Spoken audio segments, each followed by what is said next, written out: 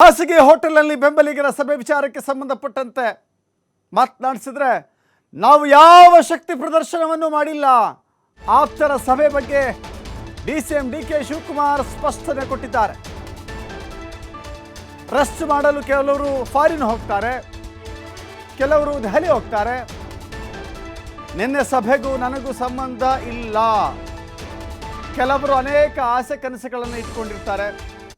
ಮಂತ್ರಿ ಆಗಬೇಕು ಅಂತ ಕನಸಿರುತ್ತೆ.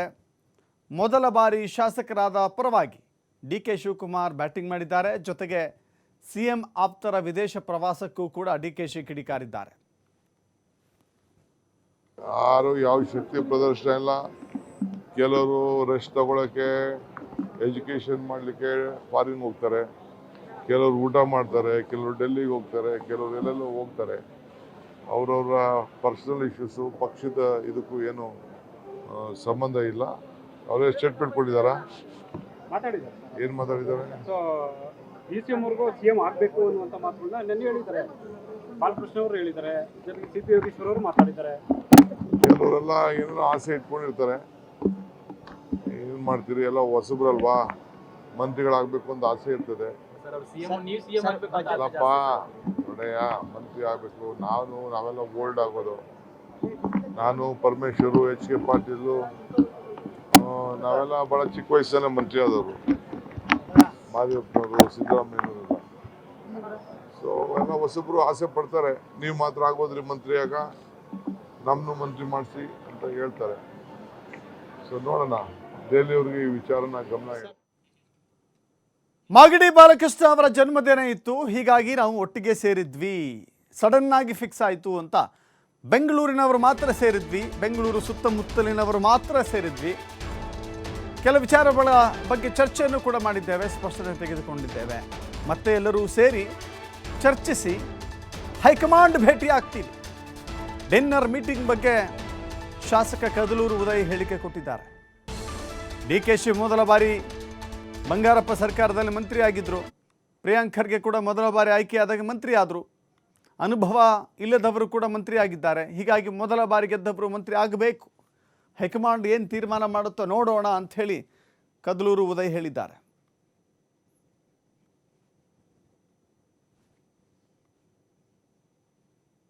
ಗೋಸ್ಕರನೇ ಊಟಕ್ಕೆ ಕರೆದಿದ್ದು. ನೆಪ ಎಲ್ಲಿ ಬಂತು ಅದಕ್ಕೆ? ಇದೊಂದು ಶಕ್ತಿ ಪ್ರದರ್ಶನ ಅಂತ. ಹಂಗೆ ಶಕ್ತಿ ಪ್ರದರ್ಶನ ಮಾಡೋಕ್ಕೆ ಇನ್ನೂ ಜಾಸ್ತಿ ಜನ ಇದ್ದಾರೆ. ಅದರ ಅವಶ್ಯಕತೆ ಇಲ್ಲ. ನಾವು 140 ಜನ ಇದ್ದೀವಿ ಕಾಂಗ್ರೆಸ್ಸಲ್ಲಿ. ಹಂಗಾಗಿ ಶಕ್ತಿ ಪ್ರದರ್ಶನ ಯಾರ ಮೇಲೆ ಮಾಡೋಕ್ಕೆ ಅದೆಲ್ಲ ಗೊತ್ತಿರೋ ವಿಚಾರ. ಹಾಗಾಗಿ ಶಕ್ತಿ ಪ್ರದರ್ಶನ ಅನ್ನೋದು ಏನಿಲ್ಲ. ಊಟಕ್ಕೆ ಸೇರಿದ್ದು ಜನರಲ್ಲಾಗಿ ಬೇರೆ ಬೇರೆ ವಿಚಾರ ಚರ್ಚೆಗೆ ಬಂತು. ಕೆಲವರೆಲ್ಲ ಇದು ದಿನನಿತ್ಯ ಈ ವಿರೋಧ ಪಕ್ಷದವರು ಅಪಪ್ರಚಾರ ಮಾಡೋ ಕೆಲಸ ಮಾಡ್ತಾರೆ, ನಾಯಕತ್ವದ ವಿಚಾರ ಹಿಡ್ಕೊಂಡು. ಅದಕ್ಕೆ ನಾವೆಲ್ಲ ಹೈಕಮಾಂಡ್ನ ಸಾಧ್ಯವಾದರೆ ಭೇಟಿ ಮಾಡಿ ಇದಕ್ಕೊಂದು ಸ್ಪಷ್ಟನೆ ಕೊಟ್ಬಿಡಿ, ಇದಕ್ಕೆ ಅಂತ್ಯ ಆಗಲಿ ಅನ್ನೋಂಥದ್ದನ್ನು ತೀರ್ಮಾನ ಮಾಡಿ. ಪರವಾಗಿ ಏನು ಕೇಳ್ತೀರಾ ಹೇಗೆ? ಇಲ್ಲ, ಕಾಂಗ್ರೆಸ್ ಪಕ್ಷದ ಪರವಾಗಿ. ಡಿಸಿಎಂ ಪರವಾಗಿ ಅನ್ನೋದಕ್ಕಿಂತ ಇಲ್ಲಿ ಕಾಂಗ್ರೆಸ್ ಪಕ್ಷದ ವರ್ಚಸ್ಸು ಅನಿವಾರ್ಯ. ನಮ್ಮೆಲ್ಲರಿಗೂ ಮುಂದಿನ ಚುನಾವಣೆ ಎದುರಿಸ್ಬೇಕು. ಪಕ್ಷದ ಇಮೇಜು ಡೌನ್ ಆಗಬಾರ್ದು. ಹುಟ್ಟುದಬ್ಬ ನೆಪ ಏನಿಲ್ಲ, ಹುಟ್ಟುದಬ್ಬಕ್ಕೋಸ್ಕರ. ಮತ್ತಷ್ಟು ಮಾಹಿತಿ ನಮ್ಮ ಪ್ರತಿನಿಧಿ ರಾಕೇಶ್ ನೀಡ್ತಾರೆ. ರಾಕೇಶ್, ನೇರವಾಗಿ ಹೇಳ್ತಾ ಇದ್ದಾರೆ, ಶಕ್ತಿ ಪ್ರದರ್ಶನ ಮಾಡಲಿಕ್ಕೆ ಇನ್ನೂ ಅನೇಕ ಜನ ಇದ್ದಾರೆ, ಇಷ್ಟು ಜನ ಮಾತ್ರ ಸಾಕ ಅಂಥೇಳಿ. ಜೊತೆಗೆ ಹೌದು, ಡಿ ಕೆ ಶಿವಕುಮಾರ್ ಮುಖ್ಯಮಂತ್ರಿ ಆಗಬೇಕು, ನಾವು ಮಂತ್ರಿ ಆಗಬೇಕು ಅನ್ನುವ ಮನದ ಇಂಗಿತವನ್ನು ವ್ಯಕ್ತಪಡಿಸ್ತಾ ಇದ್ದಾರೆ. ಡಿ ಕೆ ಶಿ ಮಾತುಗಳು ಕೂಡ ಅದನ್ನು ಒಂದು ರೀತಿ ಹೌದು ಅನ್ನೋ ರೀತಿಯಲ್ಲಿ ಮುದ್ರೆ ಹೊತ್ತದಂಗೆ ಕಾಣಿಸ್ತಾ ಇದೆ.